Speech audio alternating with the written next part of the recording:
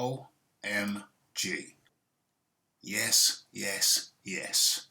It's Raphael Dawkins with the Combat Radio. Are we talking about the occurrence just happened? It was Anthony Joshua KO's Robert Helenius. Let's get straight into the footage.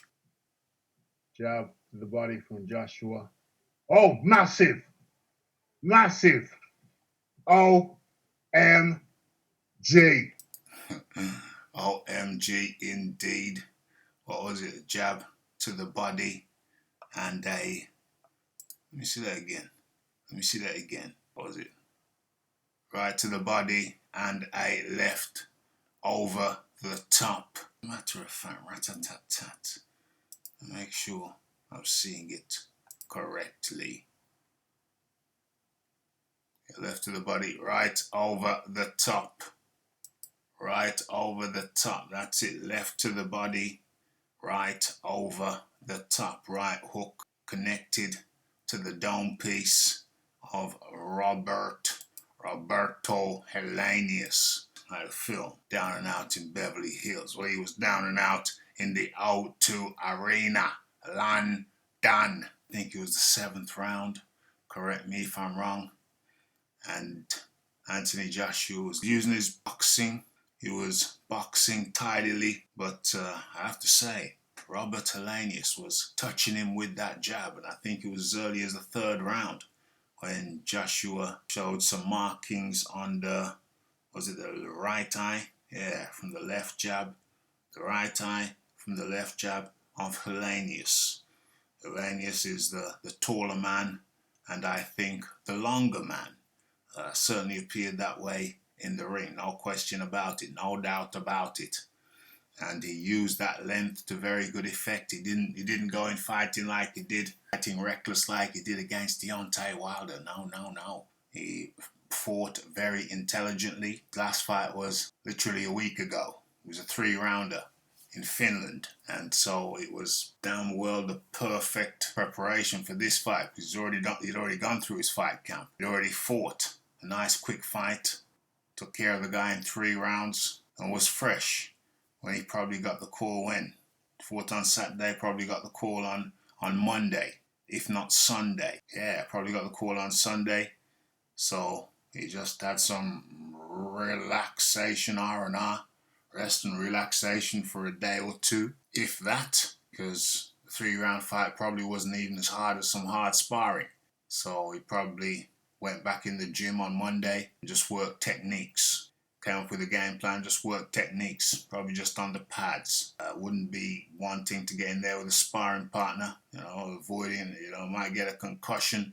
So if you did get in there with a sparring partner, it would be very light work. It would be just moving. I should be mimicking Joshua, just moving. So Helenius had the perfect preparation for this fight, and it looked like it. He just came in loose like a long-necked goose. He came in, started fighting like he didn't have a care in the world. Whereas Joshua looked the opposite. Walked in with his gum shield sticking out of his mouth, much like he did in New York, and somebody commented in my comment section that Joshua looked nervous. To me, I tried to play it down, but he did. In my humble opinion, Joshua did look nervous, looked tense. I don't think he was just thinking about this fight. I think he was thinking about beyond the fight. That if he messed up, that he could mess up the big bag, mess up the fight that he's wanted for years against Deontay, the Bronze Bomber Wilder. And he really didn't want to do that. So it was tense and you could see it. But Helenius, to me, Joshua uncorked the right hook. Joshua was often just slightly out of range. And so most of his hard work went unrewarded until he finally found the range properly in the 7th round. And the first time he landed properly, Helenius was up on out of there. But I got to give full credit to Helenius. He boxed beautifully. He's a damn good boxer. Perfect preparation. Came in without a care in the world, and he really let his hands flow. And he really let his talent flow. When these guys get such a big opportunity, and they've just had a fight. They're just coming off a fight, a short fight. It is the perfect scenario for them, and it showed. Helenius looked totally relaxed. Joshua, not so much. Took him a while to get there. Like I say, Helenius was up on the cards for me. I cannot lie. Joshua pulled it out, and there was some hesitation from the panelists in the studio, the DAZN studio. You had David Hay and you had Tony Bellew, and they were asked, is Joshua ready for Helenius now? David Hay hesitated, tried to give an explanation. The compere said, no, I asked for one word. Hay reluctantly said, yeah. They asked their Tony Bellew the same thing, and he just struggled for one word. And he said no. So, if you're looking for the old Joshua, he's gone. The old Joshua is gone.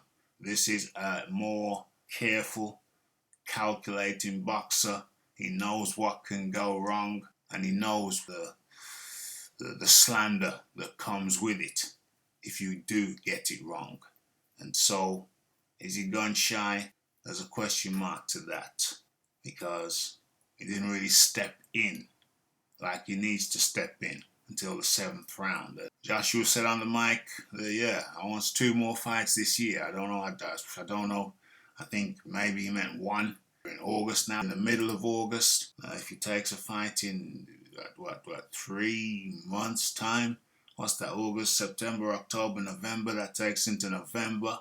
And then 3 months from November, December, January, February, yeah. So there's no way he can fit 2 more fights in this year. But maybe he can fit another fight in before the Deontay Wilder fights reputed to be taking place, not in December as originally planned, but in January. So most he can get another fight in 3 months' time or 2.5 months' time, something like that, for the Wilder fight. And he said, yeah, I need it. I need to be busy. I need to be active. He wants to be in there. He wants to be in there honing his skills. And I think that's right. But the old Joshua is no more. People need to understand that. This is the new Joshua. It's a more careful Joshua. And don't get it twisted. This is not the same Helenius that fought Deontay Wilder. That was a desperate Helenius who was desperate to try and finish Wilder quickly, but in the process got finished himself. Well, this was an improved version who was just flowing. His boxing was flowing until he got knocked out in round 7, I believe. Okay. So what say you? Have your say. It's the Raphael Dawkins, it's the Combat Radio, it's the like, it's the subscribe, it's the comments, it's the shares, and it's the hitting the bell icon to stay updated with news and notifications. And don't forget about the live show. Don't forget to follow me on Twitter. It's Raphael Dawkins, Combat Radio. And we are out. Oh, massive. OMG.